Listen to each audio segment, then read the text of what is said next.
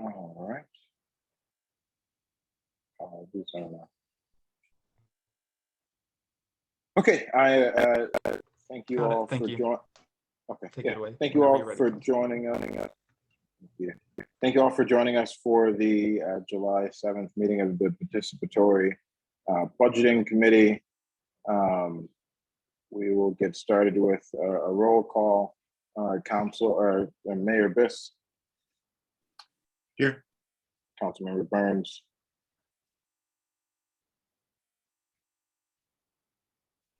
Here. Yeah, and myself, so we have a quorum.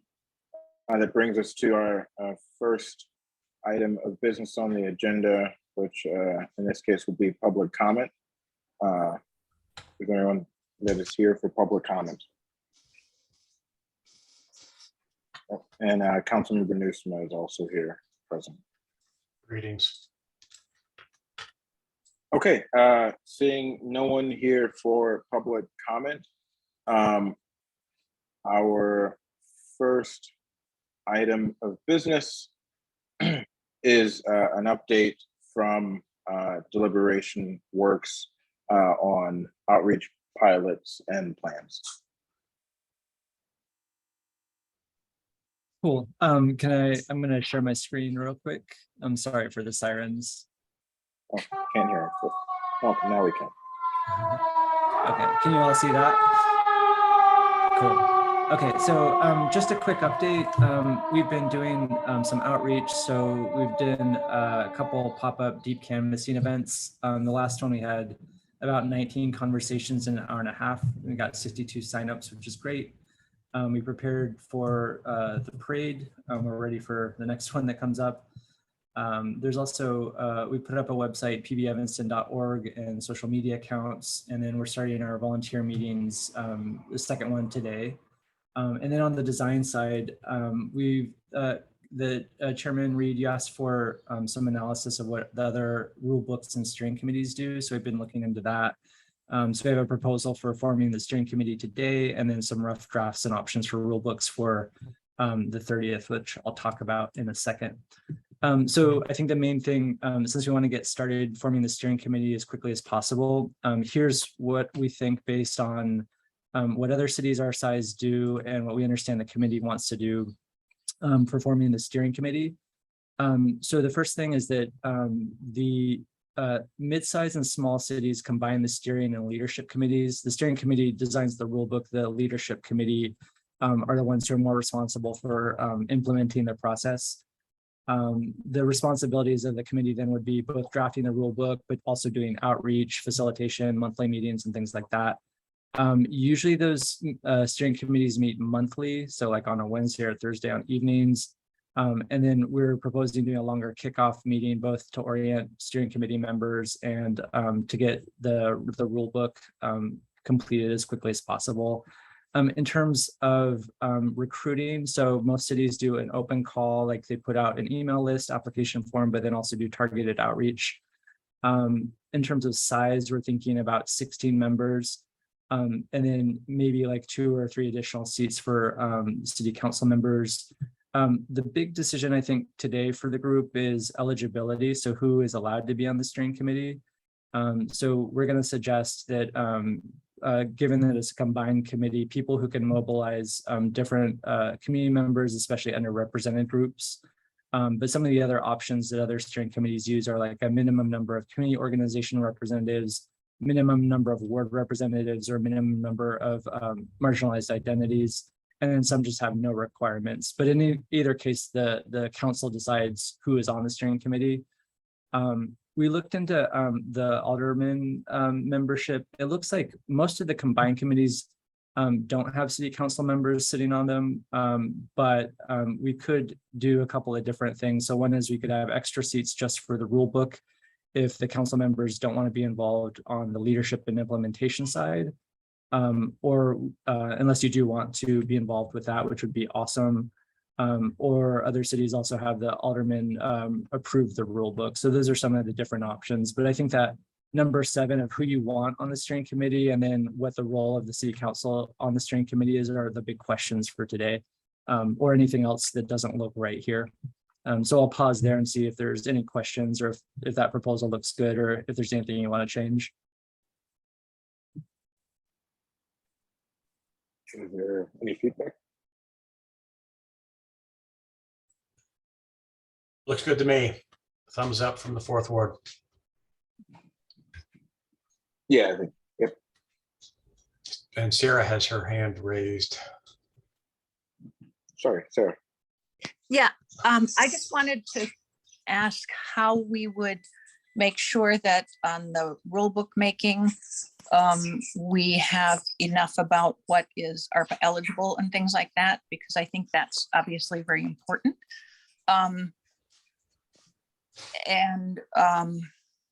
Because otherwise we're going to be getting people working on things that, or potentially presenting things that wouldn't be eligible. So that's a consideration. And I also,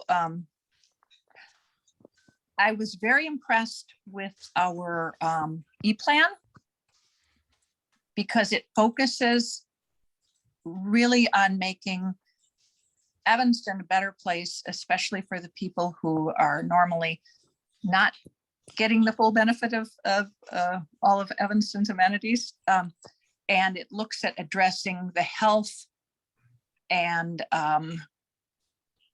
economic opportunities and overall well-being of Evanstonians, with a particular focus on our lower income residents who are very much the same target of who we're supposed to be helping with ARPA and or focusing our ARPA money on. And I wanted to raise that as a potential way of sort of framing how to focus participatory budgeting. Yeah, those are both really important points. So let me say a little bit about how other communities do it in their process, and then what we could also do here. So a lot of the focus on so a lot of those rules come up during the design of the rule book.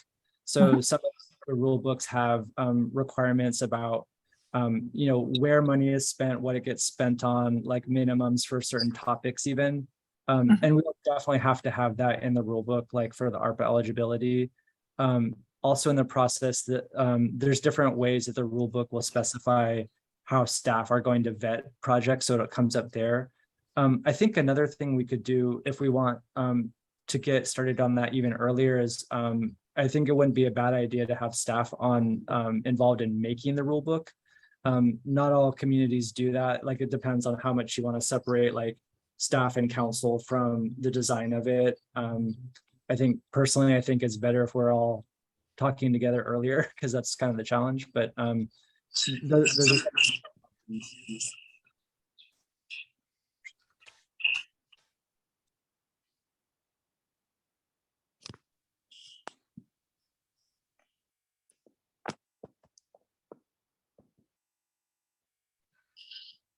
Did,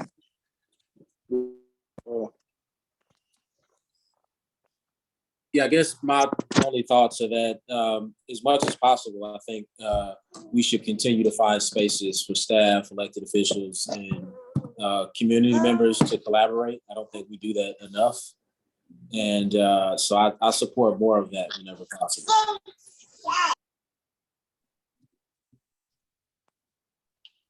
yeah, I think particularly since this is a community-driven process and the community ultimately will have say on how the funds are spent, I think it makes sense for us to be our participants from the other side, essentially, for once.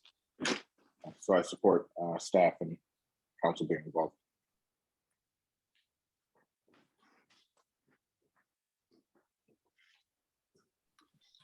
No argument for me.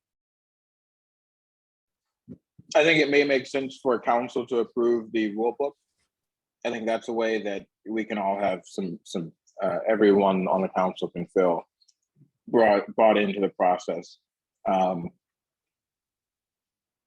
I think that might be the route to go.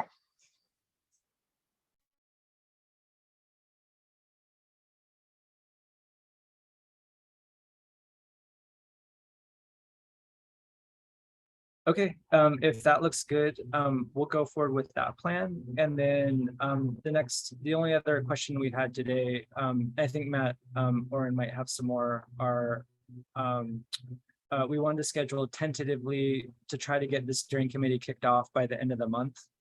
And then we're still trying to get that list of CBOs from the city manager discussion.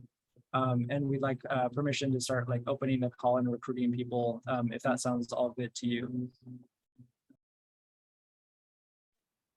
Makes sense to me.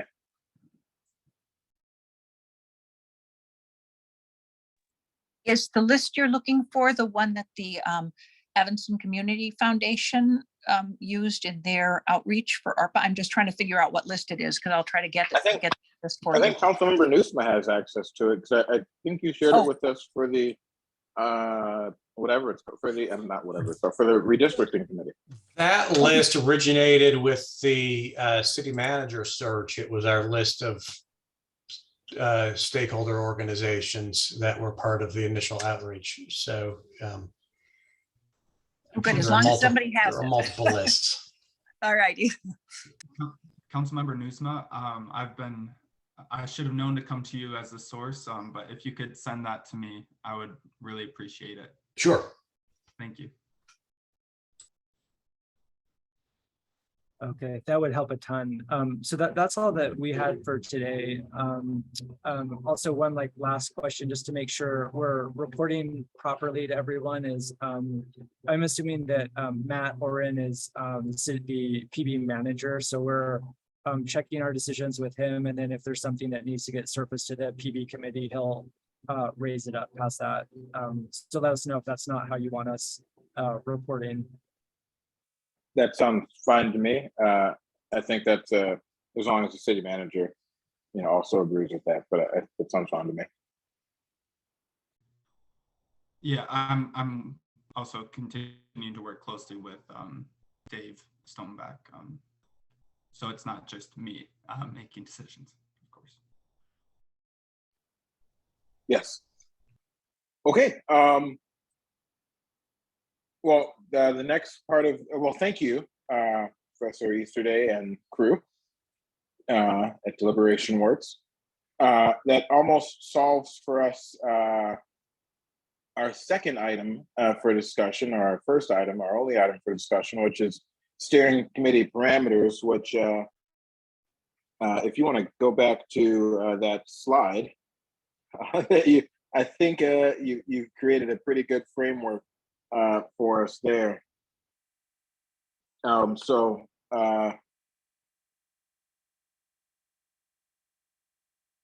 guess let's maybe start to fill in if there are any blanks here.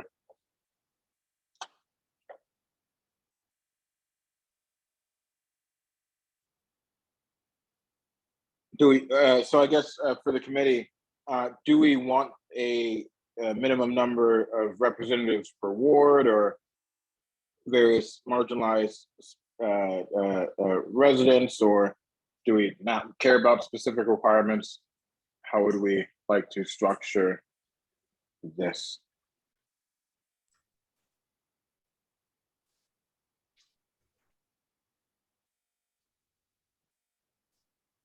I'm asking I think myself this is- whether we want to, sorry, go ahead, Bobby. No, I was going to say, I think this is all good guidance. I don't know if we want to be extremely rigid as to exclude certain people, but I think we should try to make sure that all these groups are represented if possible. And by if possible, I mean, if they're willing, right? This is people have to accept, people have to agree to participate. So yeah, but I think all of this is good guidance for us to direct how we should outreach and what groups and individuals we should contact. If the question is, do we reserve 2 seats for each residents of each ward, and 2 seats for people of color and 2 seats for people of another color, I'm not sure we need to be that prescriptive, but if we do it right, we will have a good cross-section of representation. I think that's what Councilmember Burns was saying as well. Yeah. Okay, and then I guess we also agree with 16 members, 11 minimum all of it sounds fine. And we want to reserve 2 to 3 seats for council members. Again, just running through it to make sure everyone is in agreement and we can move forward with this. I'd be fine with 2 council members if I was penciled in for the number 3 slot.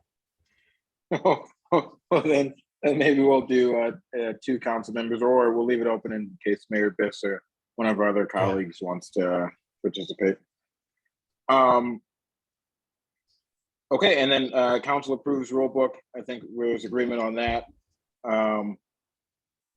I think we have our outline. Staff, is there anything, Matthew or Sarah, that as far as, or Professor Easterday and deliberation works, is there anything that you need from us as far as formulating the steering committee if we accept this framework here as presented? No, I think this is great. So our next steps after this will be, we'll take the list, share it with everyone, make sure there's, we have everyone that you want us to be contacting, and then start outreaching to people and putting up the open call. So yeah, we're really excited to get started. I should have said also, thank you for letting us contribute to this. We're super excited about this project. Thank you. I Okay. think it- Sorry, Sarah. Go ahead. I just wanted to say, I think it looks great. So Yeah. That's good to me. Great. Last update, maybe Matthew, if you know where this is in the pipeline. So council approved at our last meeting a little over a week ago, going on 2 weeks ago, funding for positions, for 2 new staff positions, 1 full-time, 1 part-time. Do you know, has that been, do you know where we are in that process? The last update that I had was that the position descriptions have been written and they are waiting for approval. So I assume that they'll be approved and posted shortly, but I don't have such detailed information that I can say a specific timeline. Sure. Okay, well, thank you for that. It seems as though we've had another expedient meeting, and moving forward, thanks to our wonderful staff and our partners at Deliberation Works. I think we're on the right track still here, and moving forward with deliberate pace. Okay. Chair, did you approve the June minutes before I? My apologies. Yes. Do you want to move the minutes? I will move approval of the minutes of June 16th. Good. Is there a second? Second. Second, moved by Councilmember Nusma, seconded by Mayor Biss. Although, Councilmember Nusma, Aye. Mayor Biss. Aye. Councilmember Burns. Aye. And myself, Councilmember Reed, aye.